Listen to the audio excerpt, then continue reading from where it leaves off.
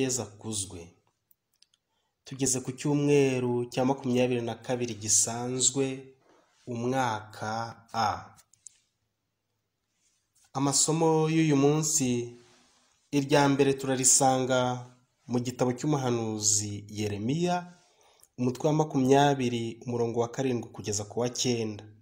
Zaburi ni ya 62. Isomo rya kabiri turarisanga mu ibaruwa Pawulo mutagatifu yandikiye Abanyaroma, umutwe wa 12 umurongo wa 1 kugeza ku wa 2. Ivanjiri ni ya Matayo, umutwe wa 16 umurongo wa 21 kugeza ku wa 27. Bakristo bavandimwe, umuhanuzi Yeremiya twumvise mu isomo rya mbere yaje akurikiye umuhanuzi Izayiho imyaka 100. Yeremiya yatowe akiri umusore, ari nabyo yitwaje ashaka kwanga ubutumwa, nubwo Imana yari yaramwigombye ataravuka. Imana yaramubwiye iti, ntarakuremera mu nda ya nyoko nari nkuzi, nakwitoreye utaravuka nkugira umuhanuzi w'amahanga. Ayo magambo yamuteye ubwoba, nawe aratakamba ati, Nyagasani, ndacyari muto sinshoboye no kuvuga. Ariko Uhoraho aramukomeza, aramuhumuriza. Bibiliya iduha ingero z'abantu Imana yatoye bataravuka. Nimurebe Yohani Batista uko yavutse. Umumarayika yabonekeye Zakariya aramubwira ati, kuko isengesho ryawe ryashimwe, umugore wawe Elizabeti azakubyarira umuhungu, maze ukazamwita Yohani, kuko azaba umuntu ukomeye mu maso ya Nyagasani. Nimurebe na Samusoni, nyina umugore wa Manowa yari ingumba. Umumarayika wa Nyagasani aramugenderera, atugiye gusama inda y'umuhungu, azegurirwa Imana, niwe uzagobotora Isiraheli mu maboko y'Abafilisiti. Bavandimwe, n'umuhanzi w'umunyarwanda ati, umwana ni umutware. Abantu bakunze kuvuga ngo uwanga umwana arakabura ubugingo. Uko yaba yaravutse kose, uruhare rw'Imana kugira ngo abeho ni indakumirwa. Niyo mpamvu rero ubuzima bwe bugomba kubungabungwa. Yezu nawe yaravuze ati, nimureke abana bansange, kuko ingoma y'ijuru ari y'abameze nkabo. Birababaje rero kubakumira, kutitabwaho, ndetse ikibabaje kurusha ibindi, bakavutswa ubugingo ku bushake bataranavuka. Hari n'ababica bakivuka, hari ababaniga cyangwa se bakabaroga. Birababaje. Muri iki gihe dushishikarizwa kugira isuku, twirinda icyorezo cya coronavirusi. Abarozi bo ngo birinda gukaraba uburozi bwabo ngo butabavaho. Imitima yabo yarahabye, kandi ni ba bakristo duhurira mu misa, bahatera indirimbo bakikiriza, bakoma amashyi, bakabyina, bakiterera hejuru abafashijwe.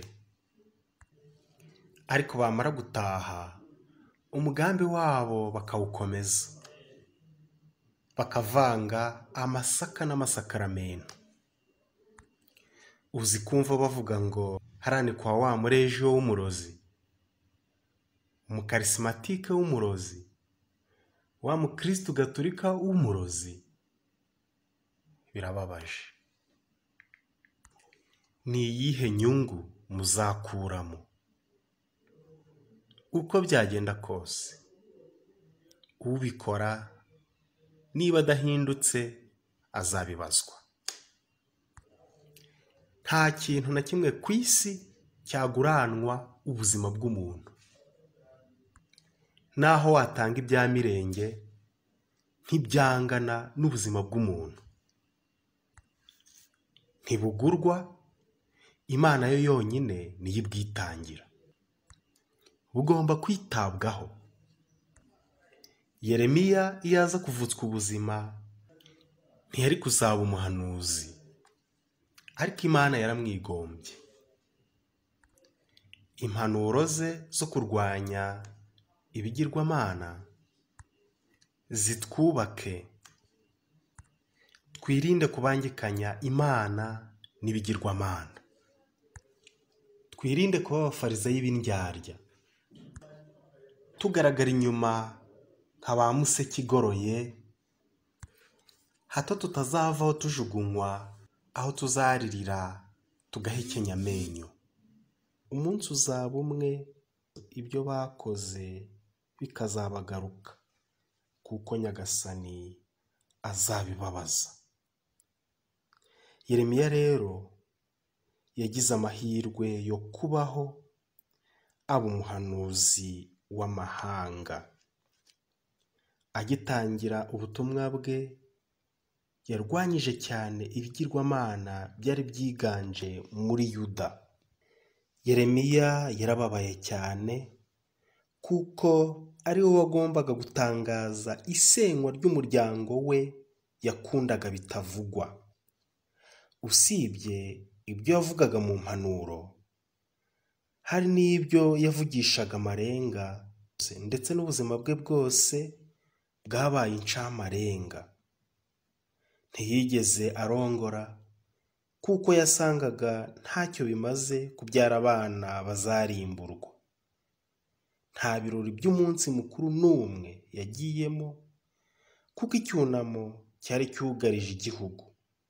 Birumvikana ko izo nyigisho nta n'umwe zanyuze, maze Yeremiya yongera kubabazwa no kubona bose bamutambamiye: umwami, abacamanza, abaherezabitambo na ba bahanuzi bahoraga mu ngoro y'Uhoraho. Mu byo Yeremiya yanditse muri icyo gihe harimo agahinda ko kwiheba, ko kwinubira Uhoraho, ko gusaba itsembwa ry'abanzi, ariko akageza aho agarukira Imana, akishimira gukomezanya ubupfura ubutumwa bwe, ari nako arushaho kubucengera. Mu isomo rya mbere twumvise uyu munsi, Yeremiya umuhanuzi yaratotejwe kubera kuvuga mu izina ry'Imana. Yashatse guceceka ngo bamureke, biramunanira. Tumwigireho gukomera ku Mana no kudatinya kwamamaza ijambo ryayo nta nkomyi, kabone n'aho abo twaba tubwira batatwumva bakadutoteza. Burya uwahuye n'Imana aba atagishoboye guceceka. Twizere Imana kuko uko byagenda kose nigobotora umuntu wese uri mu kaga. Mu ivanjiri ya none, Yezu araduhishurira inzira yahisemo kunyura ngo aducungure. Ni inzira y'umusaraba izamugeza ku rupfu, nyuma y'iminsi 3 akazuka. Ibyo kubyumva byaragoranye nk'intumwa ze, kuko Yezu yari umukiza wirukana icyitwa ikibi cyose, indwara n'urupfu, agategeka ibintu n'abantu. Yari umunyabwenge utsinda impaka, akigishanya ubushobozi. Kumvisha abigishwa be ko azapfa cyangwa ko azafatwa akicwa maze akazazuka ni amayobera. Ni amayobera arenze ubwenge bwabo. Ayo mayobera yatumye Petero asa n'utonganya Yezu ati ibyo biragatsindwa. Ntiyiyumvishaga uburyo umwana w'Imana nzima yatsindwa n'abantu akicwa. Nka Petero, natwe dushobora kwibaza mu mitima yacu impamvu twakurikira Yezu uzatsindwa icyo byaba bitumariye. Ariko Yezu we aradusaba ko ushaka kumukurikira yiyibagirwa ubwe. Ayo magambo y'urupfu n'izuka bya Kristo atubera amayobera, tukibaza igituma Yezu agomba gupfa niba azazuka, ahubwo yaganje atagombye gupfa no kuzuka. Ivanjiri iratwereka ko Yezu agomba kunyura mu nzira y'umusaraba, mu nzira y'urupfu, kugira ngo azukire mu bundi bugingo butari ubw'iyi si. Natwe abanyabyaha, Yezu aradusaba kutinubira ibyago n'ibitubabaza, tugaheka umusaraba wacu maze tukamukurikira, kuko ubugingo tuzasangira nawe nyuma y'izuka buruta kure ubuzima bwacu bw'iyi si. Ibi ni byo Pawulo mutagatifu atwibutsa mu isomo rya 2, ngo duture imibiri yacu ibe igitambo nyabuzima kinyuze Imana, nk'uko Kristo ubwe yabigize ku musaraba akadupfira ngo dukire. Gutakaza ubuzima bwacu cyangwa kwihara ni amagambo adutera ubwoba, ni ibintu dutinya, ariko dukwiye kubinyuranamo ubutwari, kuko umucunguzi wacu yabituronkeyemo ubugingo butagira iherezo. Pawulo mutagatifu aratubuza kwigana ibi bihe turimo, tukivugurura, tugahindura imyumvire, tukitandukanya n'ibikorwa by'umwijima bigaragara muri iki gihe, aho usanga umugabo n'umugore bagera aho bicana, hagati y'urubyaro naho bikaba uko, n'ibindi byinshi muzi ntiriwe ndondora. Muzi ko no muri ibi bihe hari abakristo bagenda batukwemera kubera ibi bihe turimo by'icyorezo cya coronavirusi, bakaba yewe n'iminsi barayibagiwe, ntibibuke n'icyumweru. Usanga basa n'abateye Imana umugongo, baracitse intege. Nidushikame nka Yeremiya, ducyure uyu mugambi Pawulo mutagatifu yatwibukije muri iyi baruwa yandikiye Abanyaroma, umugambi wo kumenya ugushaka kw'Imana, kumenya ikiri icyiza, kumenya igishimisha n'ikiboneye. Nyagasani Yezu nabane namwe. Yari Padiri Providence Idukomeze, ukorera ubutumwa muri paruwasi ya Nemba. Imana ibakomeze kandi barinde.